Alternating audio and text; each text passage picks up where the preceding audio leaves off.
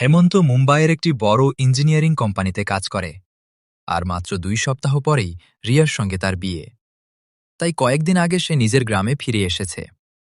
আজ বিকেলের দিকে হেমন্তরা সপরিবারে বিয়ের কেনাকাটার জন্য শহরের বাজারে রওনা দিচ্ছে।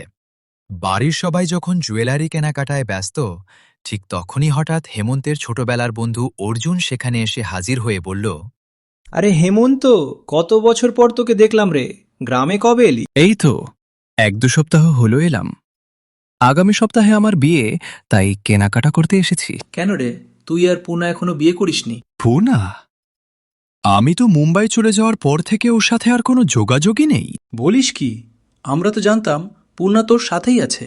তোরা হয়তো বিয়েও করে ফেলেছিস। সত্যি বলছি, বিশ্বাস কর, আমি ওর ব্যাপারে কিছুই জানি না। ঠিক আছে, তাহলে আজই আমি ওর বাড়িতে যাব। আর দেরি না করে সেদিনই সন্ধ্যায় হেমন্তপূর্ণার বাড়ির উদ্দেশ্যে রওনা দিল। হেমন্তপূর্ণাদের বাড়ির সামনে আসতেই আকাশ কালো মেঘে ছেয়ে গেল। কাছে পিঠে কোথাও হঠাৎ বিকট শব্দে বাজ পড়ল, আর মুহূর্তের মধ্যেই ঝুম বৃষ্টি শুরু হয়ে গেল। বাবা, তুমি এখানে এসেছো? যাও বাবা, বাড়ির ভেতরে যাও, ওরা সবাই বাড়িতে আছে। কেমন আছেন কাকাবাবু? ঠিক আছে, আমি ভেতরে যাচ্ছি।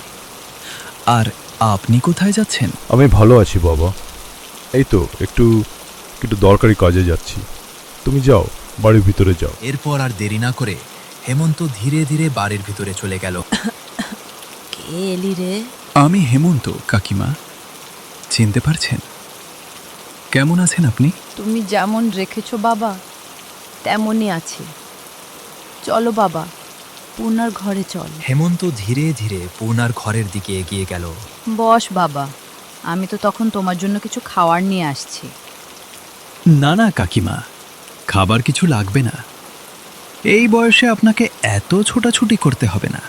এমনিতেও তো বাইরে বৃষ্টি পড়ছে, তুমি এখন বাড়ি যেতে পারবে না। তাই বসো বাবা, আমি একটু খাবার নিয়ে আসছি।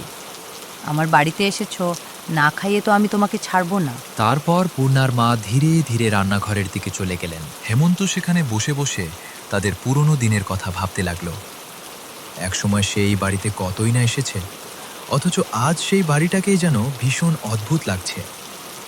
পূর্ণার হাতে আঁকা ছবিগুলো আজ মাকড়সার জালে ঢেকে গেছে। এসব আকাশ পাতাল ভাবতে ভাবতেই পূর্ণার মা এসে বললেন, এই নাও বাবা, এই শরবতটুকু খেয়ে নাও। কাকিমা, এই শরবতটা এত রক্তের মতো লাল কেন? নাও বাবা, শরবতটা খেয়ে নাও, দেখবে মন প্রাণ সব শান্ত হয়ে যাবে। নাও নাও, তাড়াতাড়ি খাও। হেমন্ত আর আকাশ পাতাল না ভেবে শরবতটা এক নিঃশ্বাসে খেয়ে নিল। কাকিমা, এই শরবতটা রক্তের মতো নোনতা নোনতা লাগছে কেন? তেমন কিছু না বাবা। কাকিমা, বলছিলাম, পূর্ণার খবর কি? তার কি বিয়ে হয়ে গেছে? কথাটা শোনা মাত্রই পূর্ণার মায়ের চেহারায় হঠাৎ অদ্ভুত পরিবর্তন দেখা দিল। তার মুখ দিয়ে লালা ঝরতে লাগলো, আর চোখ দুটো যেন আগুনের মতো ধক ধক করে জ্বলতে শুরু করলো। সেই দৃশ্য দেখে হেমন্তের শরীর দিয়ে ঠান্ডা স্রোত বয়ে গেল। পূর্ণা কোথায় সেটা তো তুই জানবি। আমার মেয়েকে আমার থেকে কেড়ে নিয়ে গিয়েও শান্তি হয়নি তোর। কি চাইতে এসেছিস আমার বাড়িতে? আজ তোকে আমি বেঁচে ফিরতে দেবো না। এই বাড়ি থেকেই তোর শেষ হবে। সত্যি বলছি, বিশ্বাস করুন, আমি সত্যিই কিছু জানি না।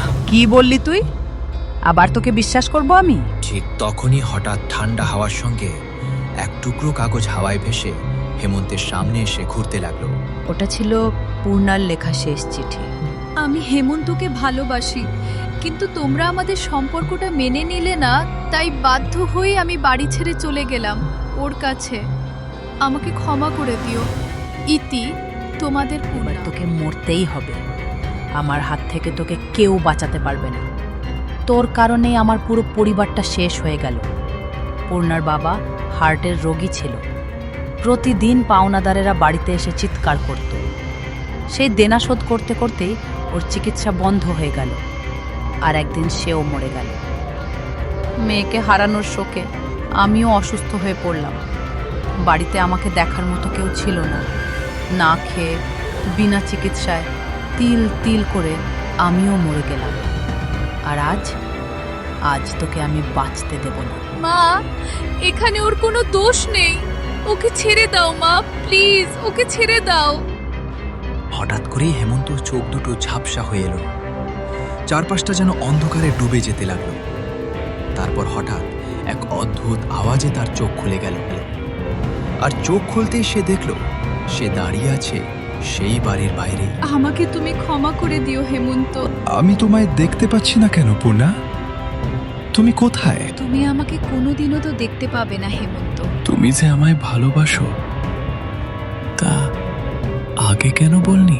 তোমাকে হারানোর ভয়ে আমি কোনোদিন নিজের মনের কথাটা বলতে পারিনি হেমন্ত।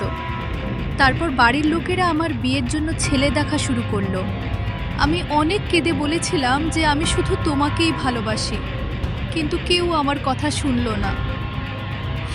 যখন শুনলাম তুমি মুম্বাই চলে যাচ্ছ, তখন ঠিক করেছিলাম সব কিছু তোমাকে বলে দিব। তাই তোমার কাছে আসার জন্য আমি বাড়ি থেকে বেরিয়ে পড়েছিলাম। কিন্তু তোমার কাছে পৌঁছানোর আগেই সেই বাস দুর্ঘটনায় আমি মরে গেলাম হেমন্ত। কিছু ভালোবাসা শেষ পর্যন্ত এক হয় না, শুধু স্মৃতি হয়ে বেঁচে থাকে।